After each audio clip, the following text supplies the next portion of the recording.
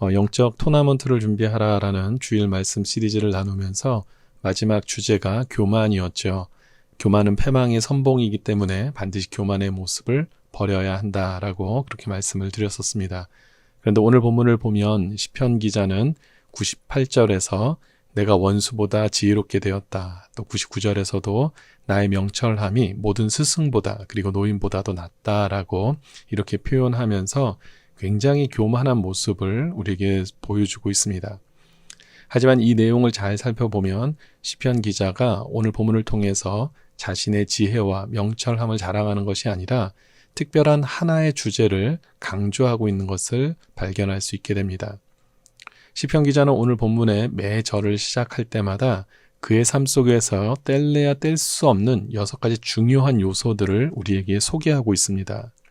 97절을 보니까 시편 기자가 종일 작은 소리로 읊조리고 있다라고 이야기를 하는 것이 있습니다. 그것이 무엇입니까? 주의 법입니다. 98절에서도 항상 함께 하는 것이 있다라고 이야기하죠. 바로 주의 계명입니다. 99절에서도 주의 증거를 늘 읊조리며 산다라고 그렇게 이야기하고 또 100절에서도 주의 법도를 지키며 자기가 살고 있다라고 이야기를 하고 있습니다. 101절을 와서도 주의 말씀을 지키기 위해 자신이 노력한다라고 이야기를 하고 있고 102절에서도 주의 규례들을 자신의 삶에서 떠나지 않게 하였다라고 그렇게 고백하면서 이렇게 6가지 중요한 요소들이 자신의 삶에서 떨어지지 않고 있다라고 그렇게 고백하고 있습니다. 이 모든 것들이 결국은 자신의 원수보다 지혜롭게 하는 것이고 자신의 스승과 세상의 연륜을 가지고 있는 많은 자들보다도 명철하게 되었다라고 지금 이야기하고 있는 것입니다. 그러면 이제 가장 중요한 것을 우리가 살펴보아야 하는데요. 시편 기자를 이렇게 지혜롭게 하고 명철하게 한 6가지 요소들의 주체가 무엇인가 하는 것입니다. 이 6가지 단어들 앞에 동일하게 사용된 단어가 있죠. 바로 주의라는 단어입니다. 즉 여호와 하나님을 나타내는 단어죠. 주의 증거, 주의 계명, 주의 법, 주의 말씀, 주의 규례. 다 주의라는 단어가 들어가 있습니다. 그러니까 이 모든 것들의 요소들의 주체는 바로 하나님이라는 것을 우리에게 소개하고 있는 것입니다. 특별히 본문에서 6가지 다양한 단어들을 사용하였습니다만 이 단어들을 통해서 시편 기자가 나타내고자 하는 것은 바로 하나님의 말씀입니다. 따라서 오늘 본문을 정리하면 이렇게 표현할 수가 있습니다. 하나님의 말씀이 언제나 삶 속의 중심이 되는 인생은 주님께서 지혜와 명철로 더하여 주시고 복되게 하신다라는 것입니다.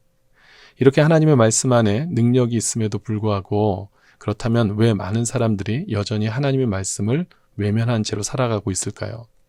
그것은 하나님의 말씀이 선포된다 할지라도 모두가 영의 눈과 귀가 열리는 것은 아니기 때문에 그렇습니다. 이 내용을 고린도전서 1장 18절에서는 이렇게 표현하고 있습니다. 십자가의 도가 멸망하는 자에게는 미련한 것이요 구원을 얻는 우리에게는 하나님의 능력이라. 그렇습니다. 누구나가 다 하나님의 말씀의 은혜를 사모하고 깨닫게 되는 것이 아니라는 것이죠. 오히려 하나님의 말씀이 선포될 때, 복음이 심어질 때 영적으로 눈이 가려지고 귀가 덮여진 자들은 오히려 하나님의 말씀이 선포될 때 더욱 강팍한 마음으로 나아가게 되는 것을 보게 됩니다. 사도행전 2장 37절 이하에 보면 베드로가 말씀을 선포할 때 그 말씀을 듣는 자들의 마음이 어떻게 됩니까? 찔리게 되었다라고 기록되고 있습니다. 그리고 그들이 결국 회개의 자리까지 나아갔던 사실이 말씀에 기록이 되어 있습니다. 그런데 반면에 사도행전 7장에 가면 스데반 집사님도 설교를 하나님의 말씀을 전하게 되고 그 말씀을 들었던 사람들도 마음이 찔렸습니다. 그런데 이들은 어떻게 반응합니까? 오히려 이를 갈고 분노하여서 결국 스데반을 죽이는 데까지 나아가게 되는 것이죠. 그렇습니다. 하나님의 말씀의 능력은 지금도 여전히 동일하게 나타나고 있습니다. 하지만 그 말씀이 사람들의 마음이 심어졌을 때 반응은 이와 같이 너무나 다르게 나타나는 것입니다. 그런 의미에서 볼 때 지금 이 시간 하나님의 말씀 앞에 나오셔서 주님의 은혜와 말씀의 능력을 사모하는 여러분들은 이미 주님의 은혜와 능력이 여러분 안에서 시작되었음을 믿으시기 바랍니다. 왜냐하면 하나님께서 이미 여러분들의 마음의 문을 활짝 열어놓으셨다라는 증거이기 때문에 그렇습니다. 이제 오늘 본문으로 다시 돌아와서 시편 기자가 하나님의 말씀을 비유한 이 법, 계명, 규례, 법도 등의 단어들이 가지고 있는 특징이 무엇입니까? 이것들은 지켜도 되고 지키지 않아도 되는 것이 아닙니다. 반드시 지켜내야만 하는 것들이죠. 따라서 우리가 하나님의 말씀을 듣기만 해서는 안 되고 말씀대로 준행하는 단계까지 이르러야 한다는 것을 우리에게 알려주는 것입니다.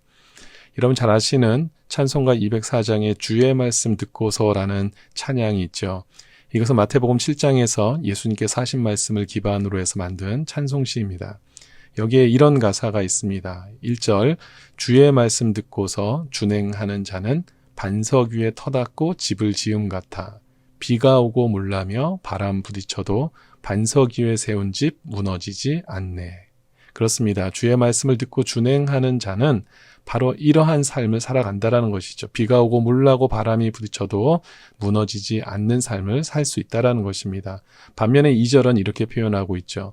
주의 말씀 듣고도 행치 않는 자는 모래 위에 터닫고 집을 지음 같아 비가 오고 물나며 바람 부딪힐 때 모래 위에 세운 집 크게 무너지네. 그렇습니다. 주의 말씀을 듣긴 하였지만 말씀대로 행치 않는 자는 모래 위에 지은 집과 같다. 그래서 결국은 어떤 어려운 상황이 찾아오게 되면 무너질 수밖에 없다라고 그렇게 고백하는 찬송입니다. 이것은 마태복음 7장에서 예수님께서 하신 말씀이죠. 사랑하는 성도 여러분, 우리가 말씀을 듣고 깨닫는 단계까지 온 것도 사실은 감사한 일입니다. 하지만 우리는 반드시 순종의 자리까지 나아가야 합니다. 오늘 본문에서도 시편 기자가 뭐라고 말씀하고 있냐면 100절을 보니까 자신은 주의 법도들을 지켰다라고 고백하고 있습니다. 그리고 101절에서도 주의 말씀을 지키려고 악한 길로 가지 아니했다라고 고백하고 있죠.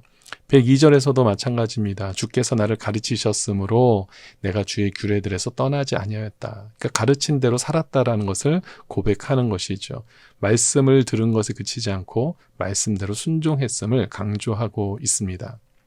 그럴 때 그가 만난 하나님의 은혜와 축복은 어떤 것이겠습니까? 세상이 줄 수 없는 정말 기가 막힌 것임을 경험하였고 그리고 그가 이렇게 이제 표현하고 있습니다. 103절의 말씀인데요. 주의 말씀의 맛이 내게 어찌 그리 단지요. 내 입에 꿀보다 더 다니이다. 여러분 꿀은 세상이 줄 수 있는 달고 맛있는 것을 대표하는 그런 물건이죠.